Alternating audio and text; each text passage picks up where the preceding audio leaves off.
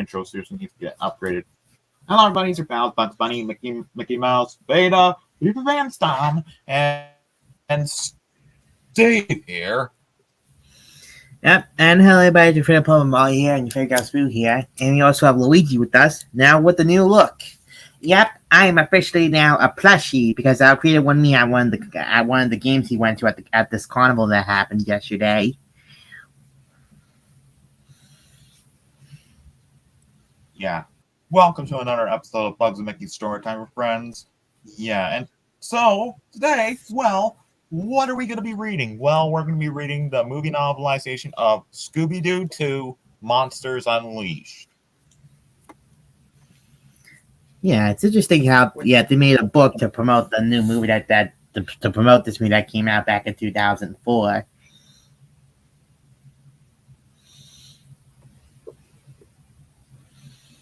Yep, that is true. And it's also, what's also to promote the new Go-Go Mystery Machine series that's going to be coming out soon.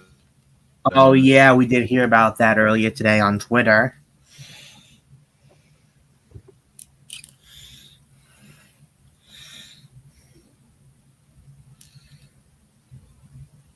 Yeah, it's basically Scooby-Doo with the anime. So, how are we going to do this? Well, we're not going to be digital editions. I may be able to close some tabs because I want to prevent slowdown from happening. Just do this. There we go. Yeah. What do you want? We should be here at the Storytime event throughout the stream. Yeah. Anyway. Okay. Without further ado, let's get to the first page here. Hold on. Wait. Okay, so it's literally the same as the cover here. Yeah. Obviously, I can tell the copyright says 2004. Yep. March 2004. Because it's reason around the time that the movie came out. Yeah. Okay. So, yeah, we just on the logo. All right. Let's go. Wait. All right. Chapter 1. Well, wait a second. Why is it just me, or why does it have the live action designs on the front and on the starter page? Well, it does have the cartoon design. I don't get why. That's a little weird.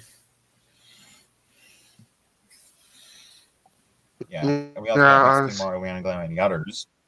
Yes. All right. Anyway, so I'll be doing this. So here we go. All right, who should be narrating this chapter? I think we'll have you know what? I think for narrator, we'll have let's have Bugs be the narrator. Oh, okay, Doc. All right, here we go. It was hard to believe, really. All of this just for us. I squirmed uncomfortably in the back of the stretched Mystery Machine-style limousine and looked around at the other members of Mystery Inc. Scooby and Shaggy were eating, as usual, popping burgers into their mouths and slurping down milkshakes. Fred was watching Daphne perfect her makeup. The two of them had just become engaged, and it had brought them closer than ever. We were on our way to the grand opening of the Coulsonian Criminology Museum in our hometown, Coolsville, USA. Didn't that happen in, the movie? Yeah, I think it did. Yeah, for Coulsonians. Yeah. We've been invited as the guests of honor. It was certainly a special occasion, so I was all dressed up and hating it. Oh, wait, why would you hate that? I have no idea. Yeah. Well, there's more to the story. Yeah. I have to admit, though we all looked like stars in our fancy clothes, but I sure didn't feel like one. I just felt itchy in that pulpy dress. Okay. That's something. All right. The limo slowed down in front of the museum. My heart started to race. I can't get used to the crazy crowds who started turning out to see Mystery Inc. A few years ago, we were just 4 teens and a dog who liked to solve weird mysteries.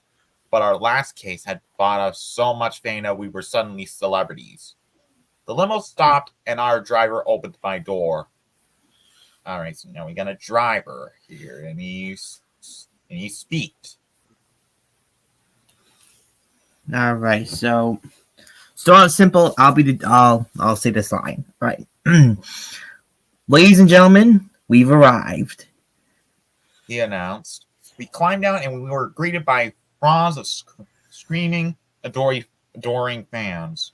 I looked over my shoulder at Shaggy and saw that he was so excited about the crowd that he didn't notice Scooby sneaking a sip of his milkshake. Not even when the straw got stuck on Scooby's tongue and he accidentally whacked the limo driver in the face with the cop. Wow. Luckily, the driver didn't seem to mind. Camera crews from all the national and local TV stations have sound and light equipment pointing at us. I had to squint my eyes. I probably looked like a total goofball. You know who's also the goofball? Who? Ooh, Trevor. Oh man, it looks like I'm the goofball. Oh great, and Trevor.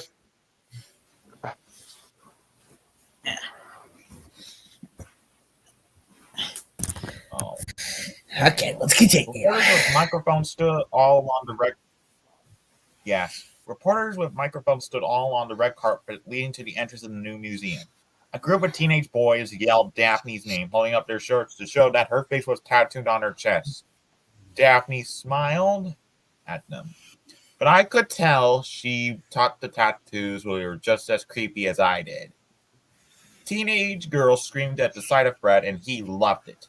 He brought lots of extra ascots to pass out, and a few of the girls burst into tears at receiving a little piece of Fred. A whole group of skaters shouted out to Shaggy, and a pack of dogs even surrounded Scooby. They brought dog bowls for him to sign. Velma, Velma, Velma. Suddenly, I realized there was a group of kids wearing t-shirts that said Dinkley Brigade on them, and they were chanting my name. I hadn't expected to have any fans here. I felt like my cheeks get hot, and I snorted a little while signing autographs for them. Maybe this wasn't so bad after all. Okay. That's something. A glamorous female reporter hurried over to us with the cameraman by her side. He was really hyper and kept darting in and out, trying to frame us between his fingers to test different camera angles. All right. May I have a word with Coolsville's hottest detectives? The reporter asked.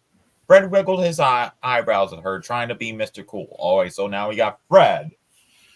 Who should take the role of Fred? I don't know.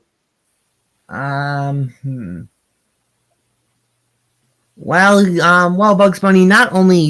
Since you own Warner Brothers and the Scooby-Doo franchise, we'll let you be Fred for this part. I see how it is. Aha. Well, okay. I could try. That Kind of make makes sense. Nobody get any ideas.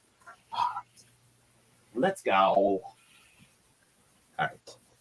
Absolutely, he said. I hate it when Fred acts like that.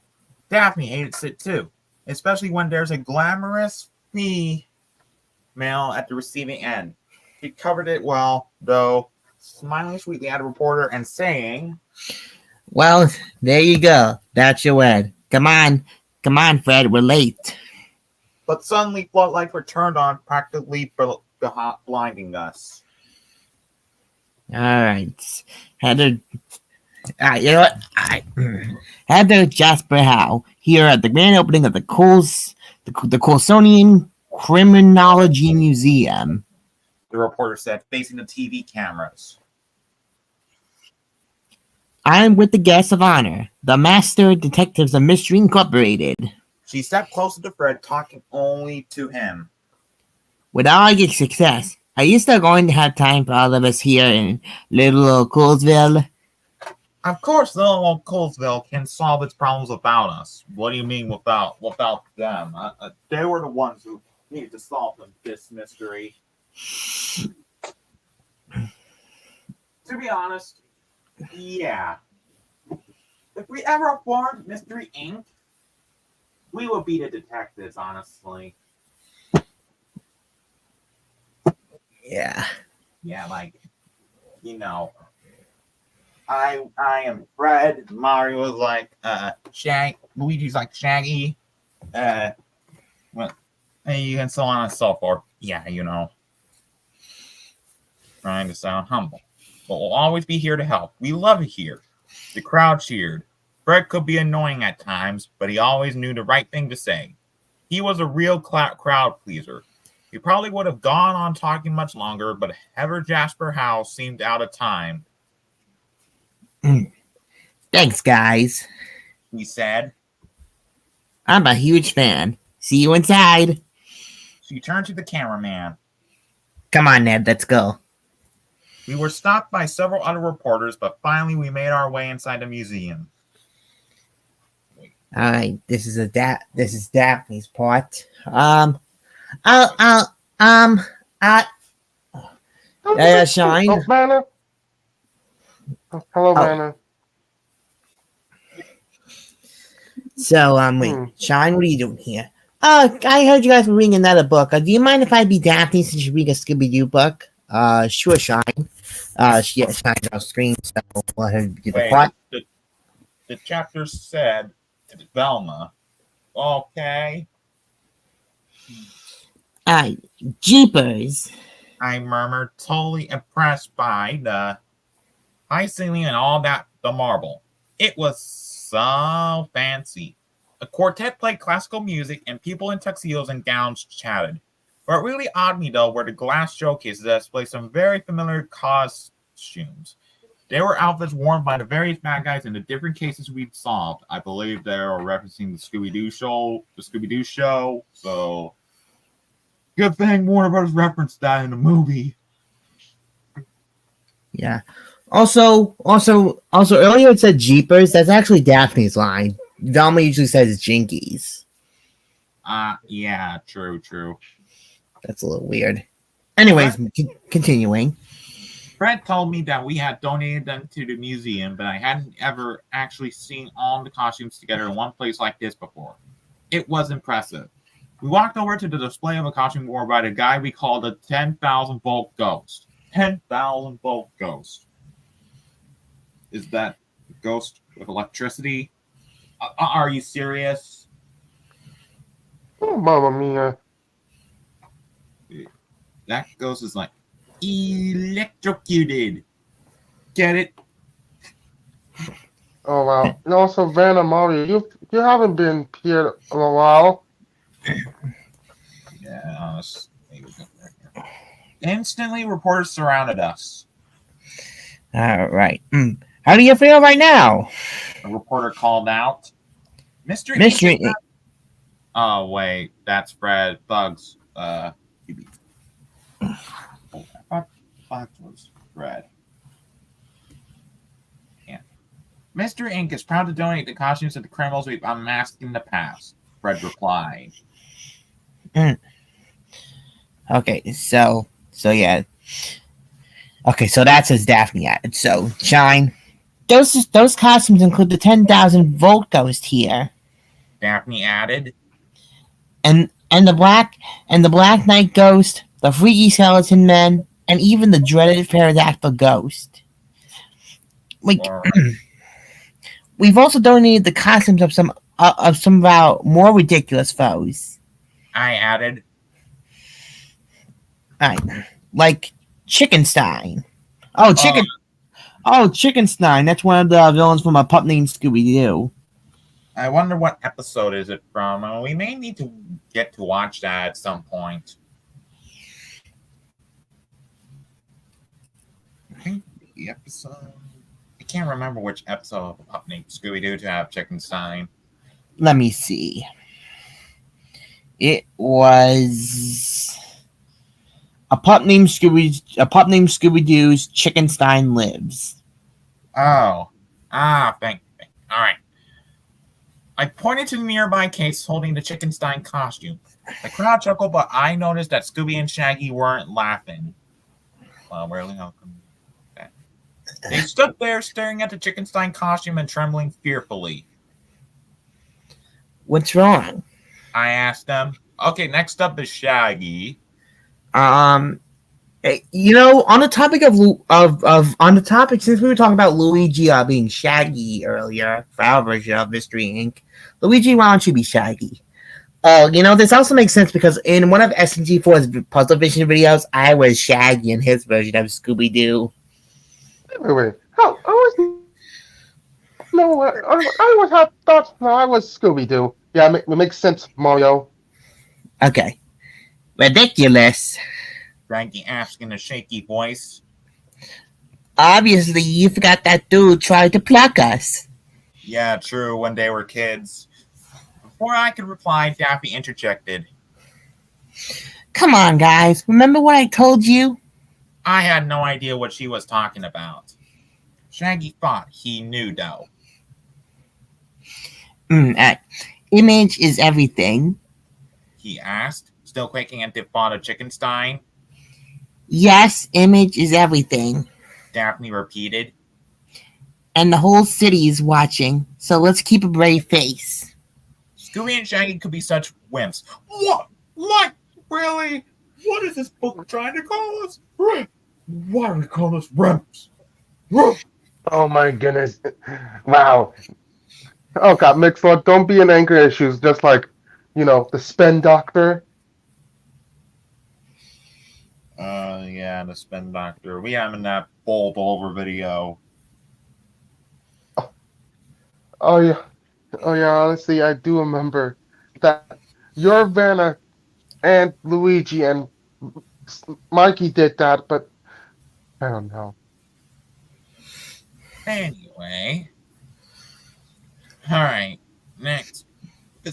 Alright, now so this is like Velma doing the narration here. Wait, I know who's Velma. I know who should be Velma. So what do you talk? Why do you look at me? What? Vanna, you're Velma. I don't want to be her. You better be. But why? Wait. Hang on. It actually kind of makes sense because I think Velma's my favorite Scooby-Doo character out of all them. Okay, I was gonna let Hayden's Vanna be Velma. Because yeah, it's kind of understandable. All right, here we go. Besides, there's nothing to be afraid of. They're just costumes, I assured them. We walked over to her current glass case. She's right. Shaggy said to Scooby, who was still shivering with fear. Up close, they're totally fake. Totally. I assured Scooby as I yanked back the curtain covering the case and revealed the pterodactyl ghost inside. Though I scolded Shaggy and Scooby for being afraid, I have to admit that it looked eerie lifelike to me. It even sent a little chill of fear up my spine. If I saw the pterodactyl ghost in real life, I definitely going to get myself a chill my spine. I pulled the curtain shut and hurried to find Daphne and Fred. They were just up ahead. Fred was standing in front of the display on the tar monster, answering a reporter's question. Oh, the tar monster. Wait a second. So, if the tar monster... Oh, it's Fred. Okay. The tar monster scared locals away from the city of Byzantium. Is that how you pronounce it? I don't know.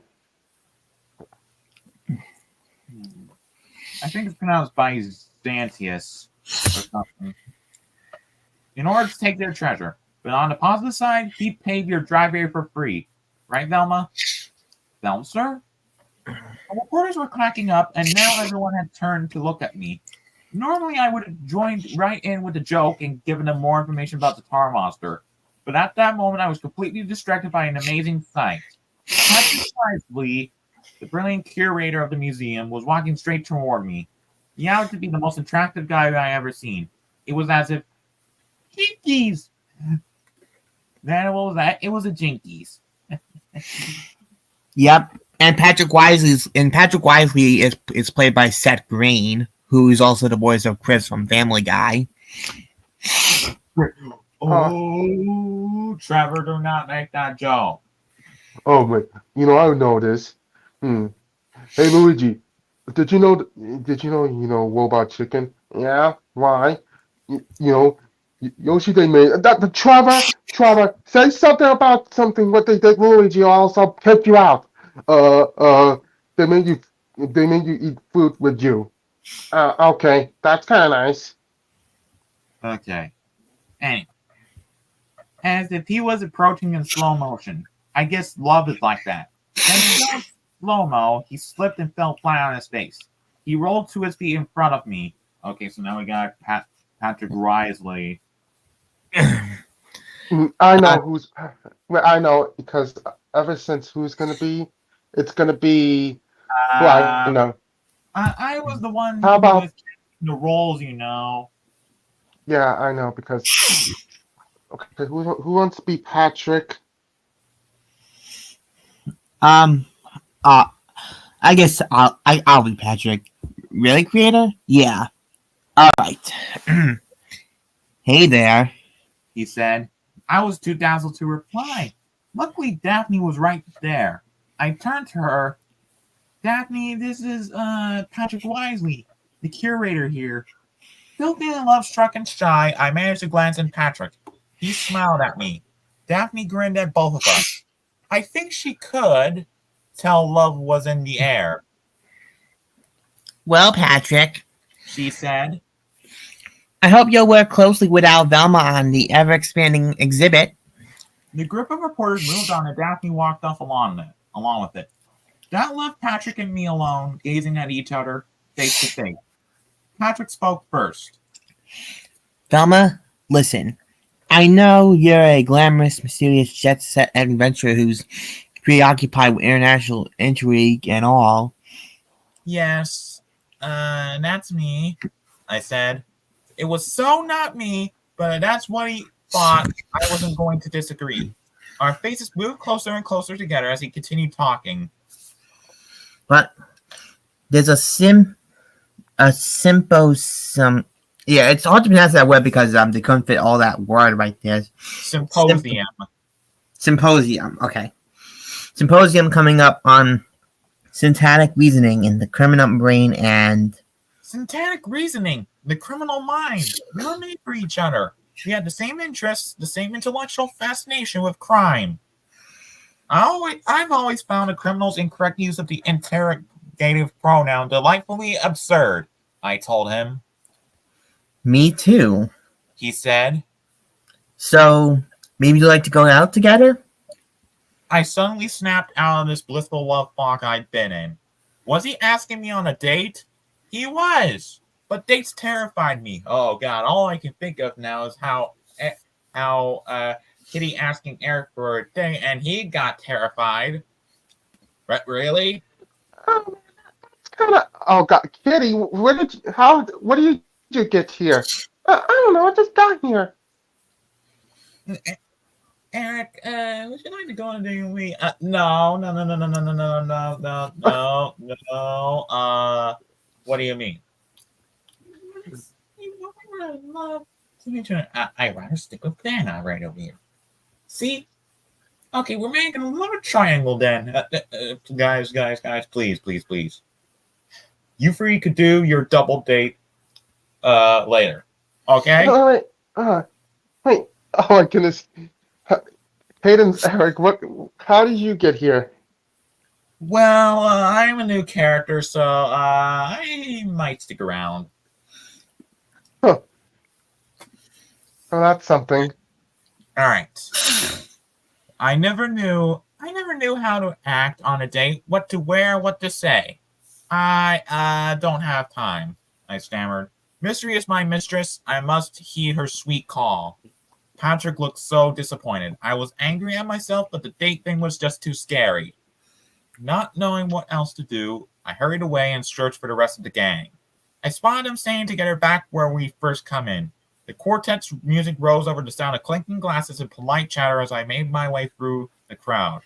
I had almost reached my friends when, in a blinding flash, a lightning bolt lit the sky outside the large museum window. It shattered the window, spraying glass everywhere. People screamed, oh. You all know what's going to happen, folks. You all know what's going to happen. Yeah.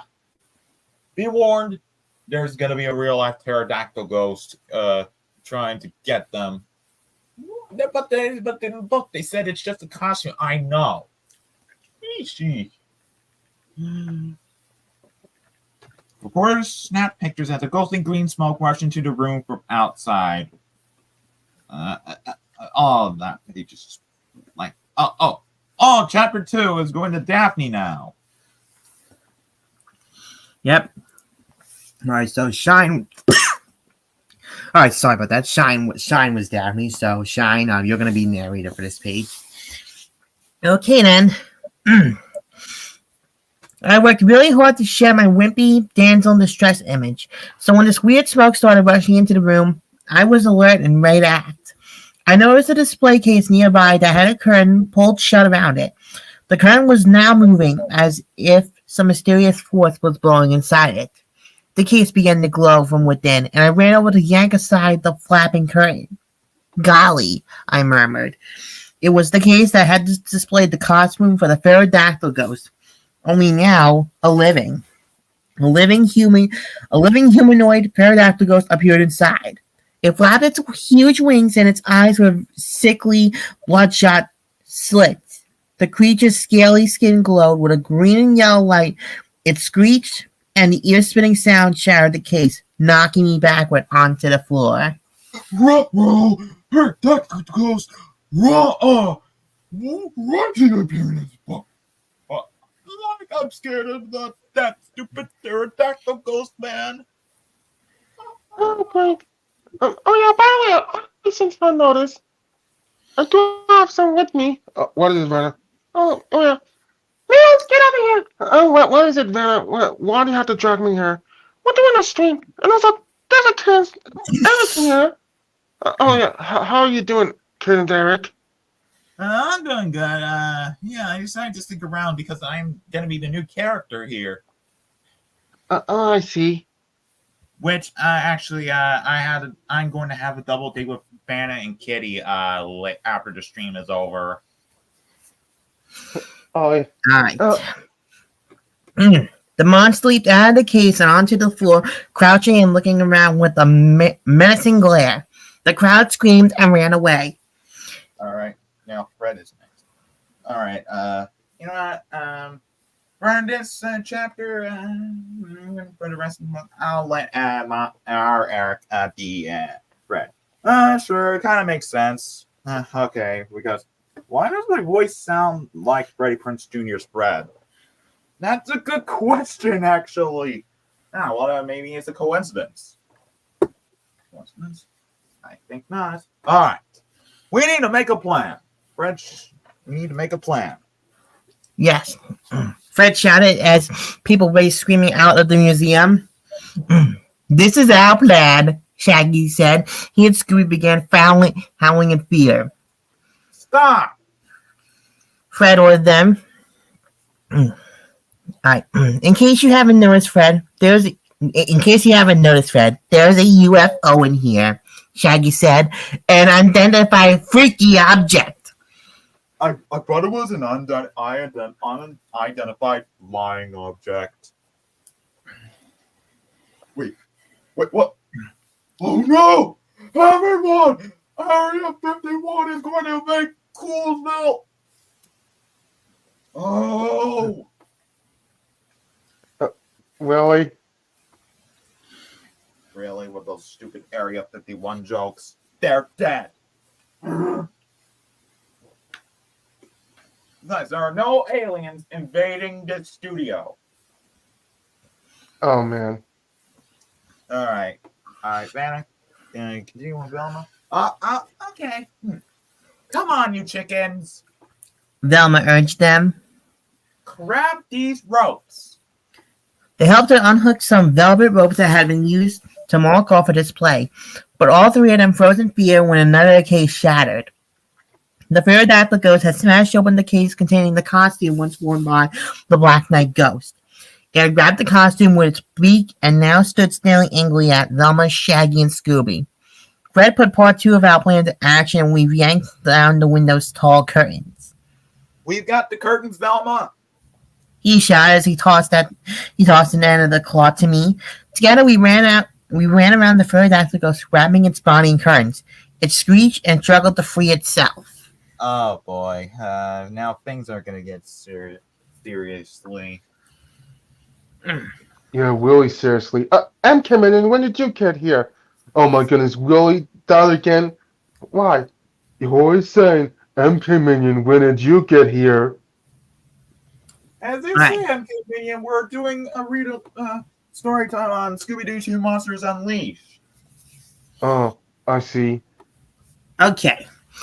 I knew it would take more than this to hold the creature. Shaggy? I shouted. Use the rope to tie it up. Shaggy and Scooby ran around the pterodactyl ghost in opposite directions, each one of them holding an end of velvet rope. We tied it, Shaggy shouted back to Fred and me. You can let go of the curtains. We leaped back and let go of the curtains. The monster should have been tied with the velvet rope, but it wasn't. Instead, Scooby and Shaggy had accidentally tied themselves to the pterodactyl ghost. They looked at us with panic on their faces. Oops, Shaggy said. The pterodactyl ghost screeched as it flapped its gigantic wings and rose into the air. Scooby and Shaggy were pulled onto their stomachs. When the creature moved, as it flew around the room, it dragged them, screaming in terror, across the floor. At that moment, an evil laugh filled the room. Everyone turned to the broken window where the laughter had come from. Smoke surrounded a masked, caped figure that hovered in the night sky outside the broken window. A black hood covered his eyes, and a strange mechanical device was wrapped around his nose and his mouth. So it introduces the main villain of Monsters Unleashed. Oh boy. Yeah, the main villain of the film was actually voiced by a Canadian voice actor named Scott McNeil. Oh, I see. I mean, Yeah. So, anyways, hold on a second. The evil mask figure was voiced by Scott McNeil. All right. So the evil mask figure. Hey, Trio, can you try doing the mask figures? Can you try doing an evil voice for him? I'll try Shine. Come, my pet. Okay, that's good. All right. Come, my pet. He called to the pterodactyl ghost. The device over his mouth must have been changing his voice because he sounded like a robot. Come, my pet. He repeated, bring me my prize. The pterodactyl ghost squawked and flapped its wings. It flew toward its master, pulling Shaggy and Scooby onto the banquet table. They grabbed pots and stuck them under their butts like sleds. They helped them surf over the hot serving dishes until the pterodactyl ghost flew even higher into the air. We have Oh, that's Fred. Oh, okay. Alright. We have to save Shaggy and Scooby! Fred yelled as the pterodactyl ghost pulled Scooby and Shaggy up with it. They dangled from the velvet ropes, tied its legs, and smashed into one display case after another. As usual. Velma added. The costumes in the cases toppled to the floor, crashing around us.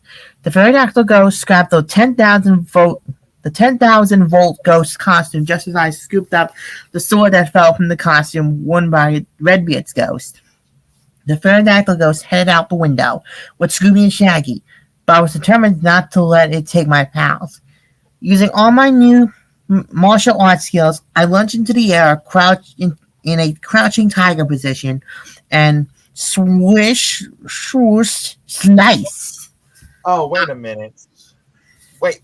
So Daphne was a kung fu fighting? Really? With that? Oh, just because really?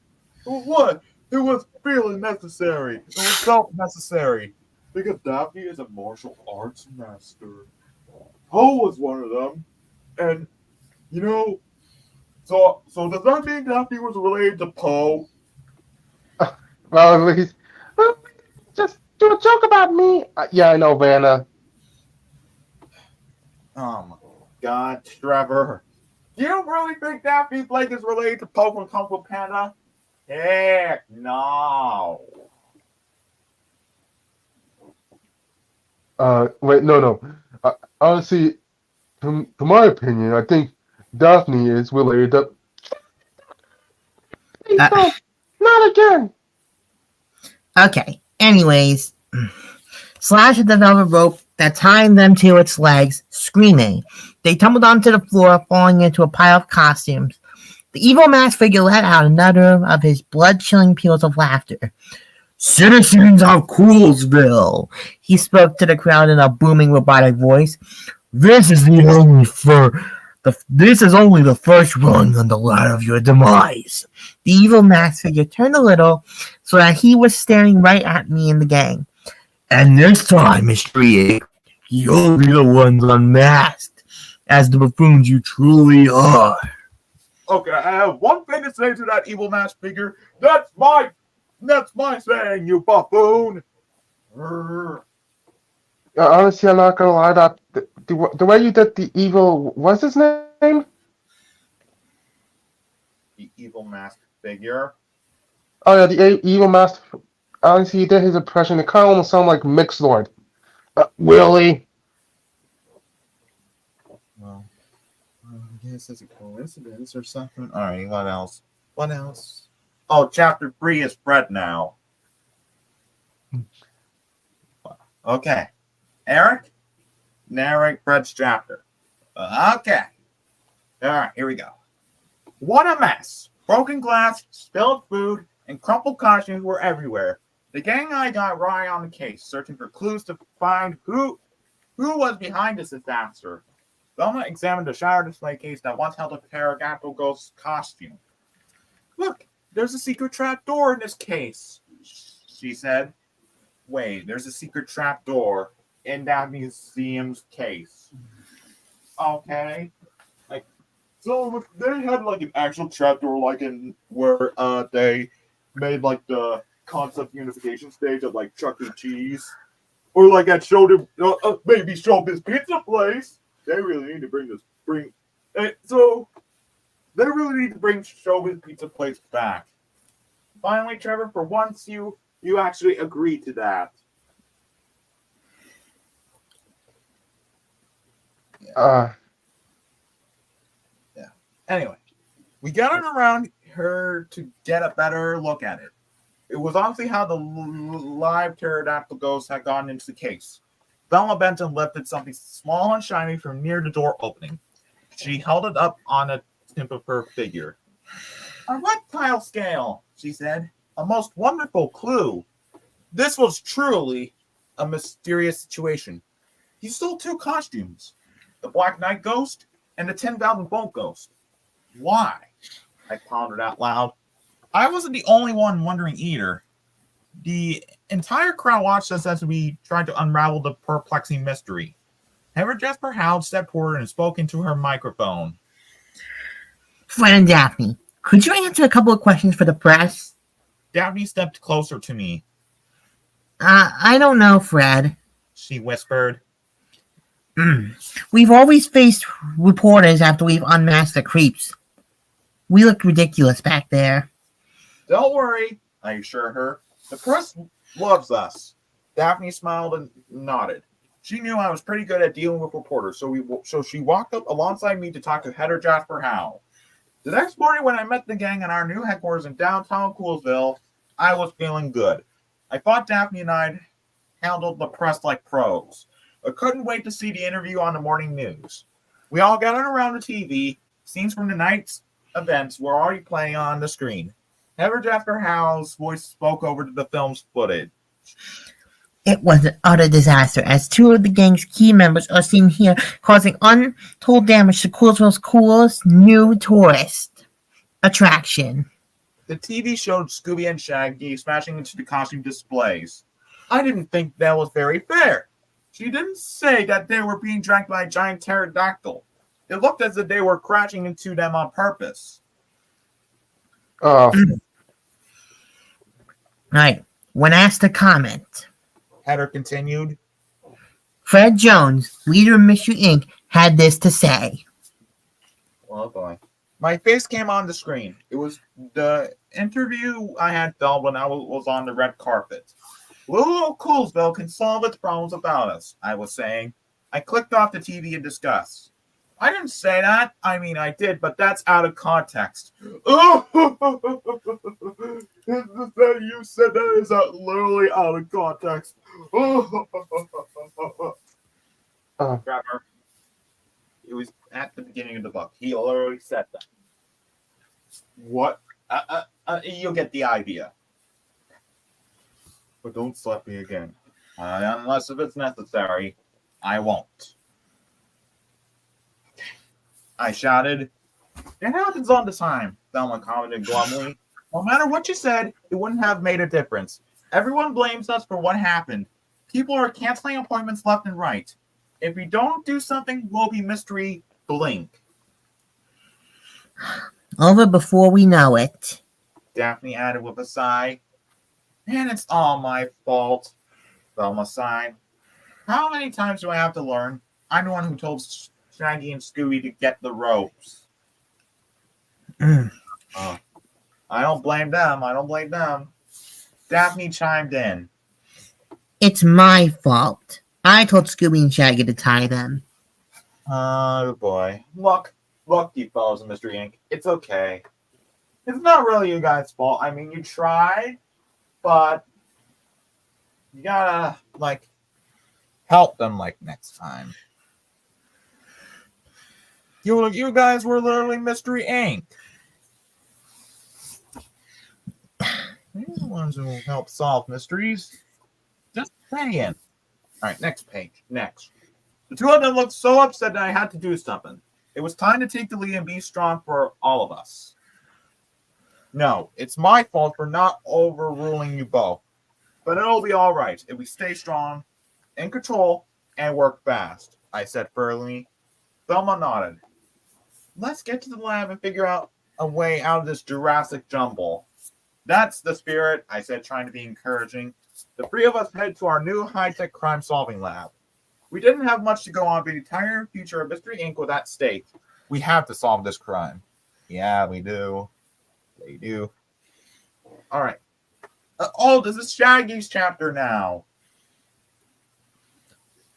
Okay, right. So Shaggy narrating. So I guess I'll take it from here, narrating, and also voice Shaggy too.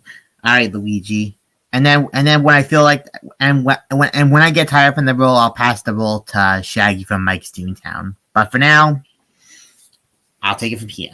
Don't you think kids Toontown, man? Yeah. Oh. Okay. Anyways, Fred, Daphne, and Velma disappeared into the lab, leaving Scooby and me behind. They didn't even notice that we weren't with them. Why shouldn't they? Why should they? It was like we had been much help. We'd never been much help to them. How did I not notice before? I turned to Scoob. Face it, pal. We're screw-ups. He nodded sadly. I mean, looking back, I guess every time they make a plan, we do mess it up somehow. I went on. Oh, that's Scooby's. Oh wait, no, never mind. I just never really noticed it before. Okay, now we have Scooby. You know what? Hey, kid, can you do a good Scooby-Doo impression? Oh, I can try. Oh, that's good. All right. Me neither, Scooby agreed.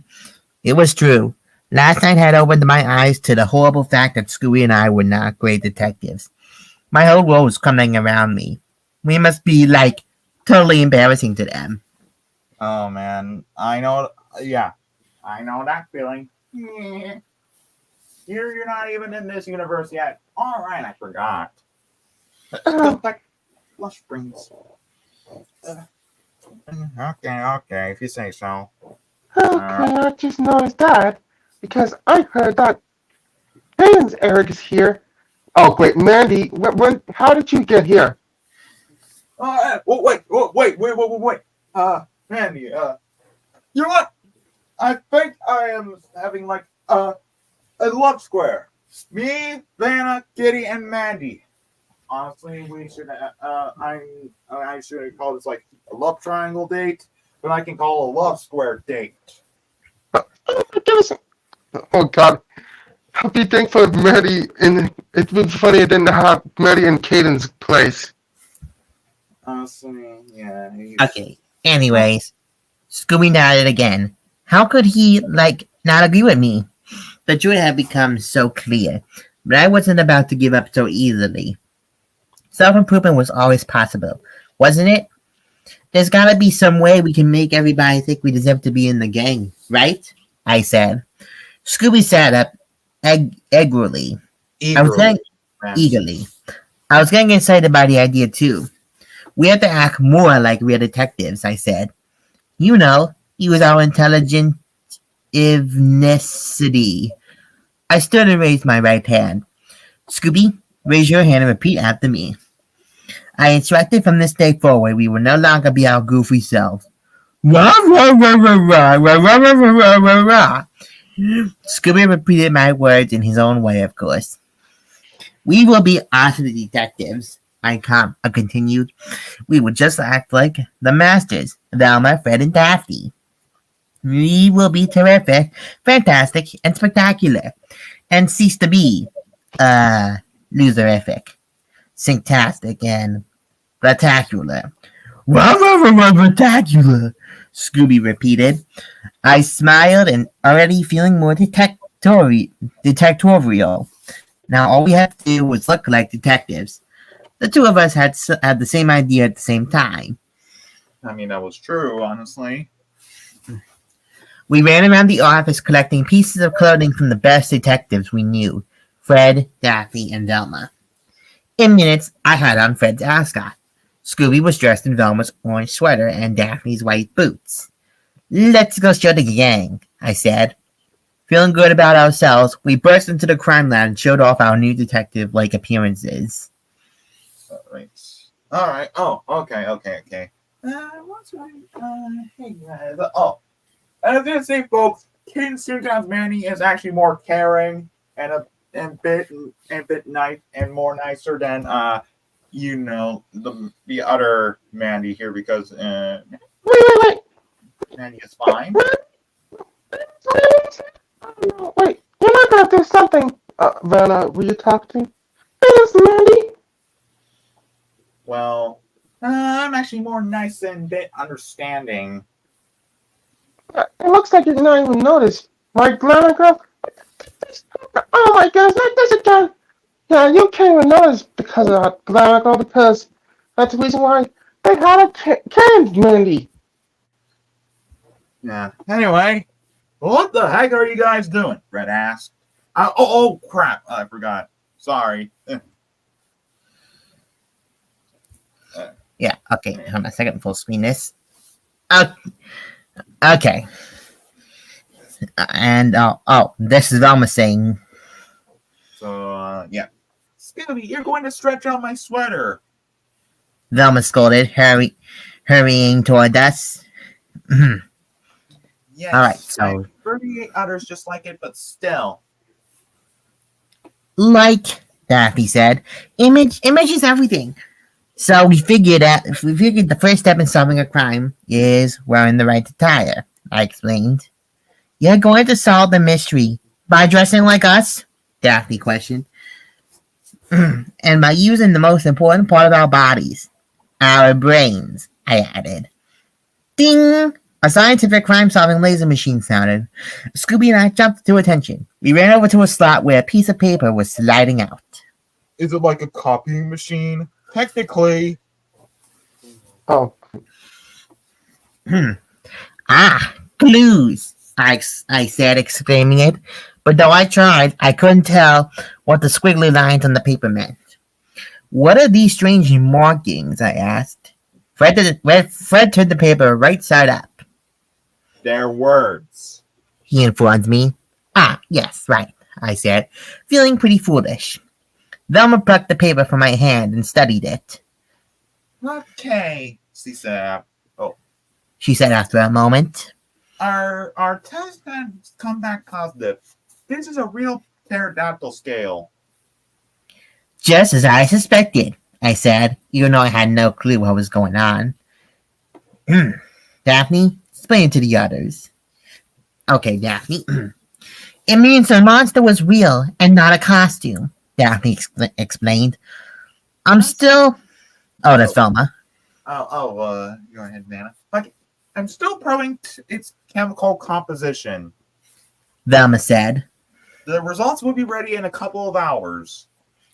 Clearly, our attempts to be dictatorial were going unappreciated. The gang was whizzing ahead of us, as usual. Whoever did this seemed to have a need to take revenge on the city and humiliate us. Freddy deduced. What if it's a guy we unmasked? Daphne asked. Or what if it's a Docs again? That would be really bad. Oh man. Or even worse, what if it's Boris and Natasha again? Honestly, I should do I'm gonna do a Boris impression. I see moose and squirrel. Okay, I did a bad impression. Mexican, honestly, your voice, you did a Boris impression, but you kind of sound like Pamplemousse. But honestly, I heard Mexican actually had Pamplemousse. Can you get over here? Fine. What is it?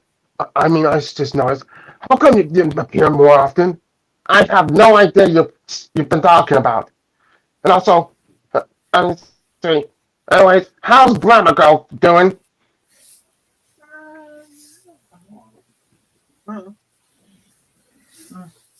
Okay. It's moving right along. So, this is Velma saying. But who would be able to create a real pterodactyl ghost? That is a good question, honestly. I think if I remember correctly, it was Dr. Jonathan Jacobo. Velma asked. Daphne's eyes brightened with an idea. She pushed a button on the crime-solving computer. A picture of Dr. Jonathan Jacobo, the original pterodactyl ghost, filled a large screen on the wall. Seeing his tangled, bushy hair and creepy face again gave me the shivers. I remember that case like it was yesterday. Velma said. Jacobo flew in the hang glider that he disguised as a pterodactyl. Oh, see. So he hang glided. He robbed armored trucks carrying money and flew off with his loot. He planned to use the cash to pay for the experience. Gosh darn it, Jacobo, you're such a bank robber. Oh man. Honestly, I was gonna tell the kids, Vanna. Oh yeah, Pamplemousse, what are you gonna tell the Vanna? You're gonna tell me. Anyways, Vanna, how are you doing today? I'm doing fine. Just doing well because she's one of my favorite Scooby-Doo characters, and honestly, what I heard in this book saying that Jacobo, Jacobo was literally the one who has the heist. Honestly. Wait a minute. That's the final. No. That's the double final. I'm the main fan on this. Oh yeah. Wait. You want to talk? Wait. No. I'm on this. You see the name on next king on it? Oh, I see. Okay.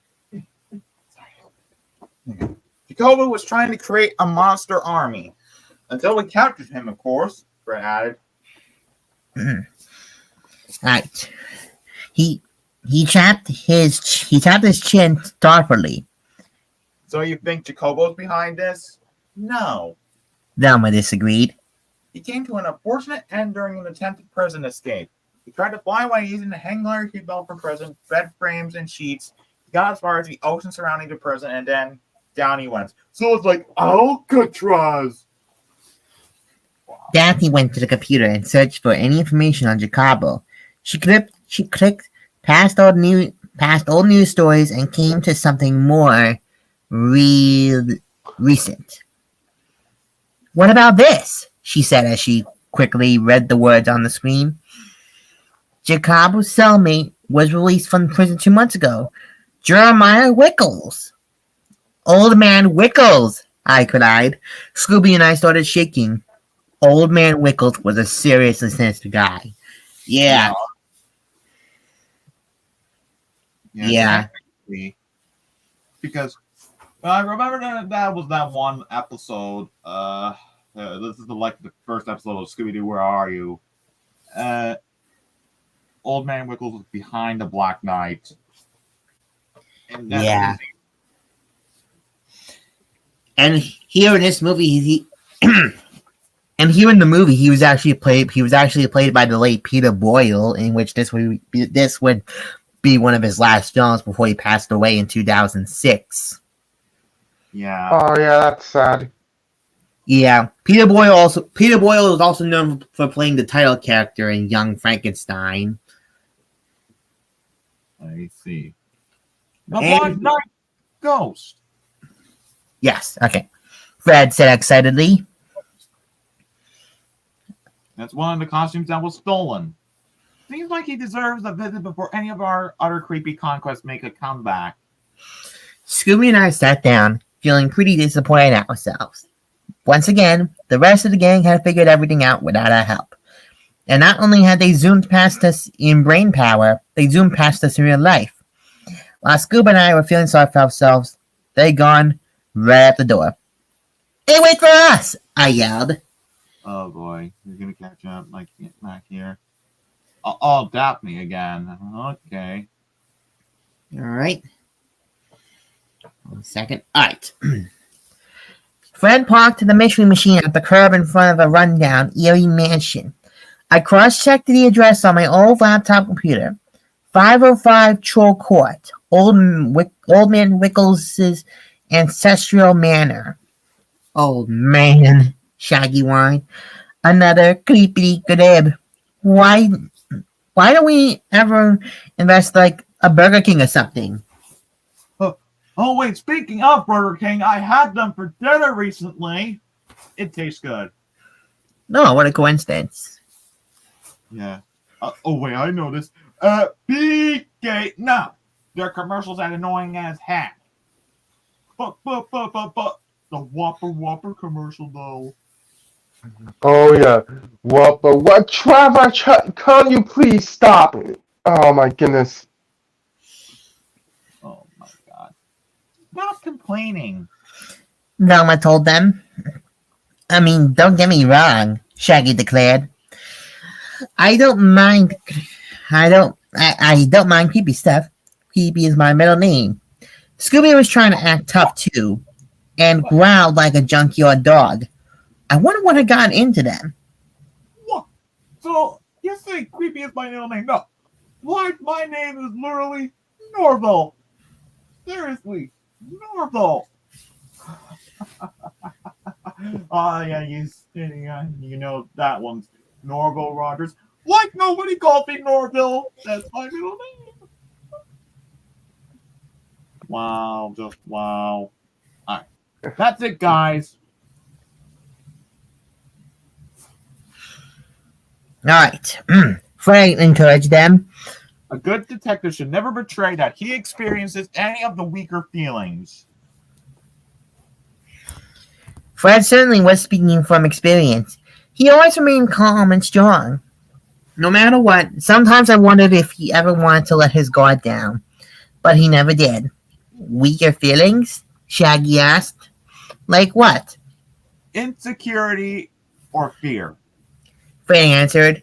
He acted like those were two things that never ever occurred to him. Shaggy, on the other hand, was a bit different. Fear? What about, like, fright? Not too sure. Fred answered. Shaggy was getting more worked up by the minute. Terror? Oh, wait, that's Fred. Oh, wait, no, never mind. Okay. That's Fred, that was Shaggy's line. So, Luigi, you can say it again. Terror? Fred nodded. He didn't bother to tell Shaggy that all of those were different words for the same thing. And Shaggy was shocked. No fear, fright or terror?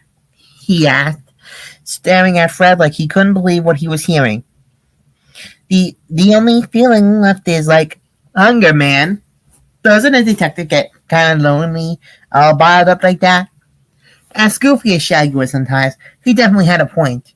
It seemed like Fred was thinking about it for a minute, but his answer was as strong as ever. No, I mean, he doesn't want anyone to think he's a wimp. Like, why is this book trying to call me a wimp? And this needs to stop this instant. Oh. I was gonna say it. Oh, wait, Lily. No, I was gonna think Mikey is the wimp. Oh my goodness, really, Lily? Oh. Let's go. Okay.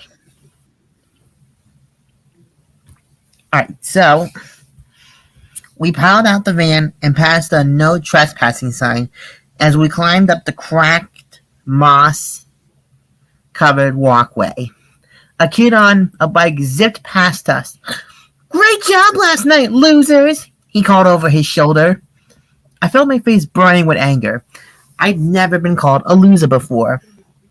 "Quick! We have to think of a comeback," I said. No one suggested anything, so it was up to me. Oh, hang on. This is a "Hey Shop" thing sound effect. Let me see if I can find that one sound effect I remember. Hold on a second. Okay.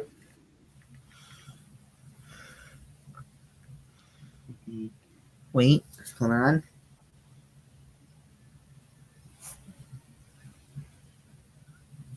Wait, hold on a minute. I remember what the sound effect was from. Hold on a second.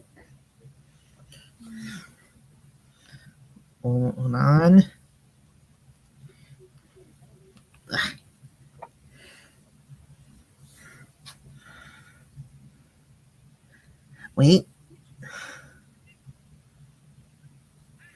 Wait. Okay, here it is. I shouted. It wasn't the wittiest thing I ever said, but it was all I could think of at the moment. We continued up to the front door. Fred pushed the doorbell. And this is old man Wickle's voice. "Ah, let me be the old man Wickle. So, ready, Wario? Yeah. Okay. You are trespassing on the Wickles manor," a loud voice boomed. I thought that was pretty mean, and I was getting tired of people being mean to us. "What kind of a jerk makes that his doorbell?" I asked. He probably had too many magazine salesmen. No one Oh, suggested. His Wario was here. Wario! Wario! Oh my goodness. Fred rang the bell again.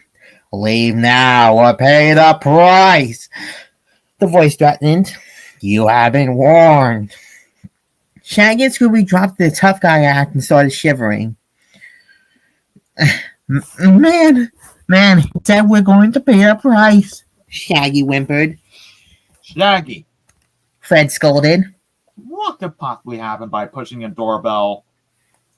He pushed it again, and a trapdoor opened underneath our feet. We were falling, plummeting down a metal What thing? chute. man. It was full of twists and turns as it sped us around until, finally, we shot out the bottom into a wired cage. With groans and shouts, we landed in a pile on top of one another. The cages moved against the wall, and another one took its place, waiting for the next victim. "That's what could happen by pressing a doorbell, Fred," Shaggy yelled. "That!" The sinister voice from the doorbell now spoke to us from a speaker on the wall. "At 9 p.m., the owner will come home to set you free." I looked around. There was a cute little camper scout who had come to the door selling cookies. She was... Rookie! Come back here! Oh man. I always noticed. I feel like who's the crybaby who brought cookies. I swear, if you do that joke, I'm not. Oh wait, I know you are. You're the crybaby. Just call me a crybaby. Okay. Two salesmen were also trapped in another cage. I heard Velma sigh and turned to see what she was thinking. Just great. She said, The lock's on a laser thumbprint scanner. Do they really make those anymore? I don't think they did. That meant that only Old Man Wickles' thumbprint could undo the lock. I suddenly had an idea. I need my makeup kit, I said. Damp now? Velma questioned. I grinned at her.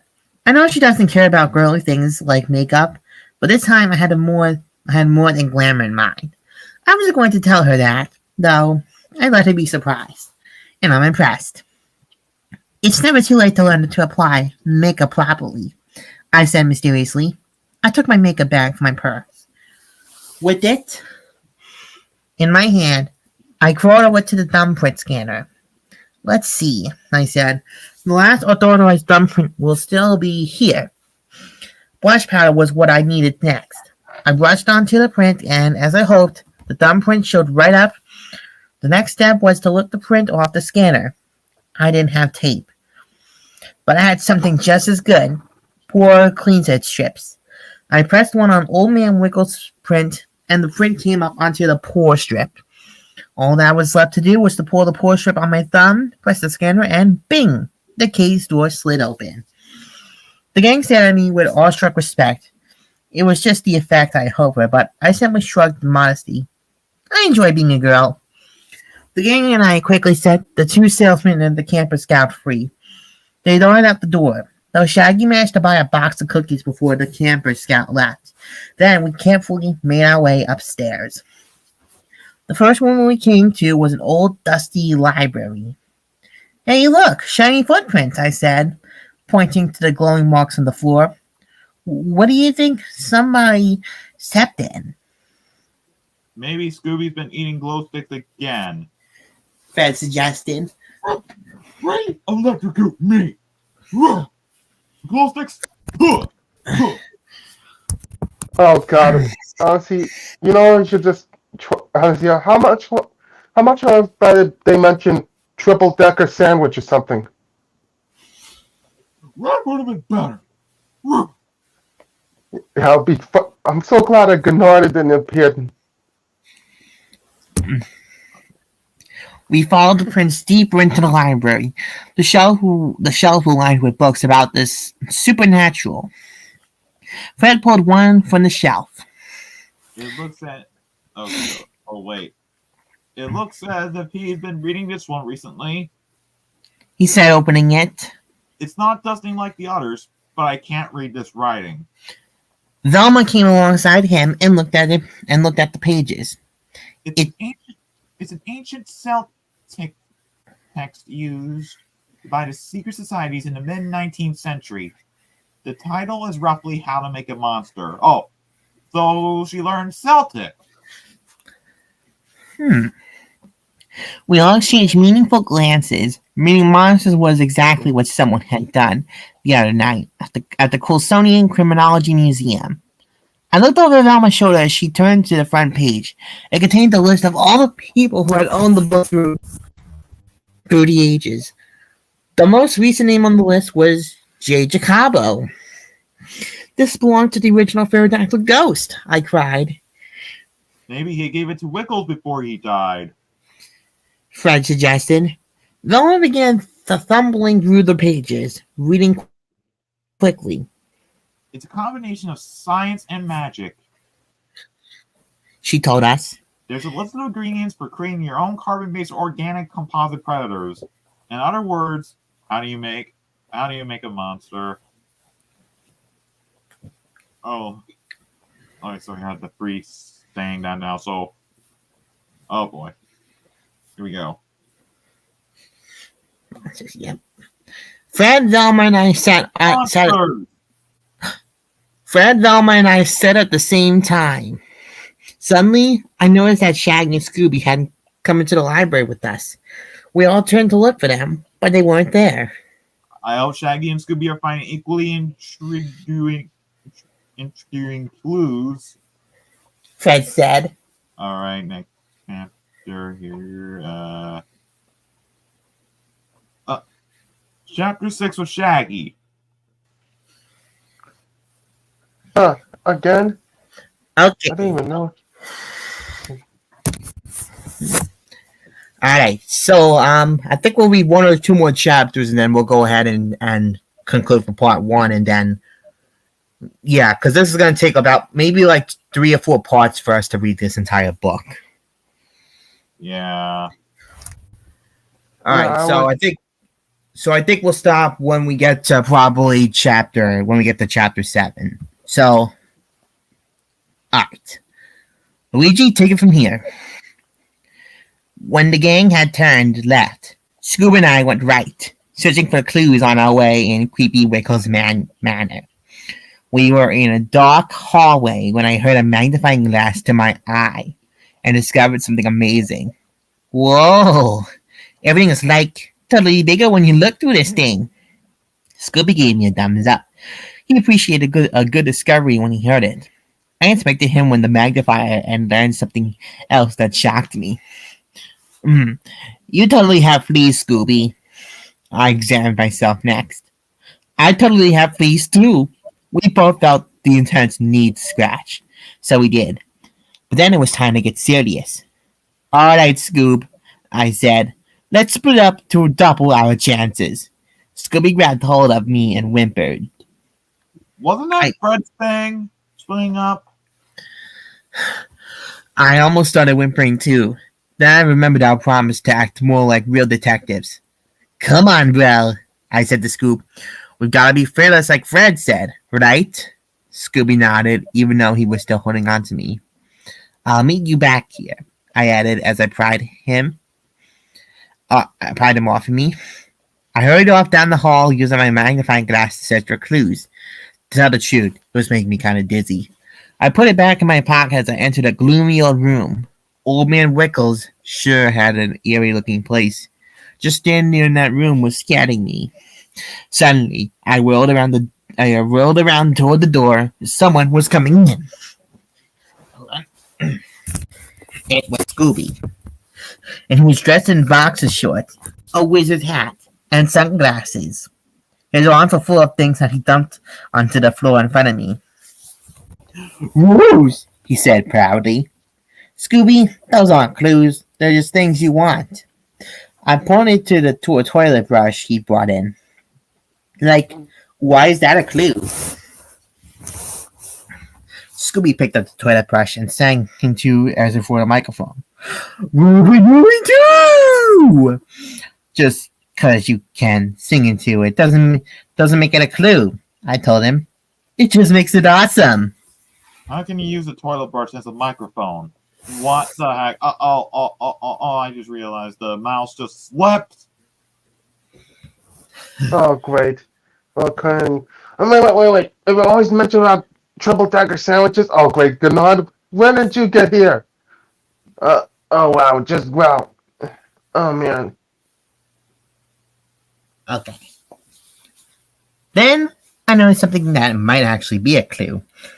A yellow post-it was stuck onto Scooby's foot. I lifted it off and read it out loud. It said, today, 5:30, the Fox Ghost. This was a real breakthrough. Dude, we're detectives, I cried. You found a clue. The Fox Ghost is a hangout for bad guys. Now what do we do with this clue? We can solve a mystery, Scooby said. Bro, are you kidding? I asked. I didn't think we were smart enough to solve a case all on our own.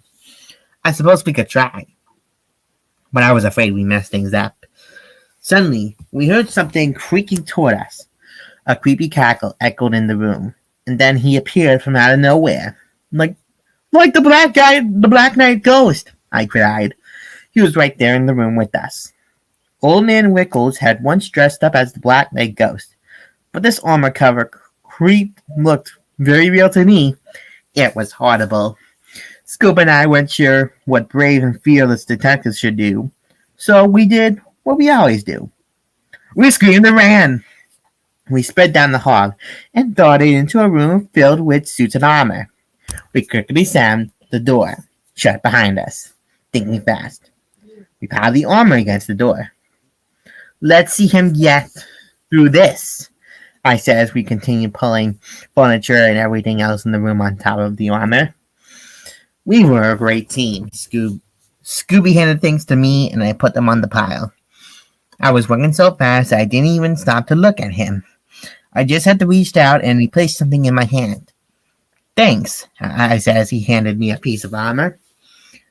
You're welcome, he replied. Oh, actually, you're welcome, he replied. Only it wasn't Scooby's voice. In fact, I suddenly noticed that Scooby was piling things up on the other side of me. If he was there, and I was here, then who else was in the room with us? Slowly, I turned and faced the Black Knight ghost. Scooby saw him at the same time that I did. We howled in fear as the huge knight lifted us up and hurled us onto a pile of stuff. The whole mountain of things we stacked against the door crashed under us. We lay there in a heap. We couldn't get up, couldn't even move.